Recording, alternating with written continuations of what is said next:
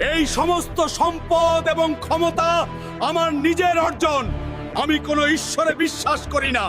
একজন লোক ছিলেন যার সম্পদের পরিমাণ ছিল অকল্পনীয়। বলা হতো তার ধনভাণ্ডারের চাবিগুলো বহন করতেই শত শত উটের প্রয়োজন। আজকের মুদ্রার হিসেবে ভাবলে সেই সম্পদ দিয়ে একের পর এক বুর্জ খলিফা তৈরি করা সম্ভব। এমনকি দুবাইয়ের মতো শহরও গড়ে তোলা যেত। তিনি ছিলেন বনি ইসরায়েলের সবচেয়ে ধনী ব্যক্তি। তার সম্পদের বিশালতা এমন ছিল যে আজকের যুগের জেফ বেজোস কিংবা ইলন মাস্কও তার সামনে কিছুই নন। সোনা, রূপা, দামি রত্ন আর প্রাসাদের জাকজমক দেখে মানুষ বিস্ময়ে হতবাক হয়ে যেত। বলা হয় তিনি একজন রসায়নে পারদর্শী ব্যক্তি ছিলেন, যিনি ধাতুকে সোনায় রূপান্তর করতে পারতেন। তার ছিল অসাধারণ জ্ঞান ও অগাধ সম্পদ, কিন্তু তার হৃদয়ে ছিল না সামান্য কৃতজ্ঞতাও। হযরত মুসা আলাইহিস সালাম তাকে উপদেশ দিয়েছিলেন। লোকেরাও তাকে বলেছিল আল্লাহর শুকরিয়া আদায় করতে, কারণ এসবই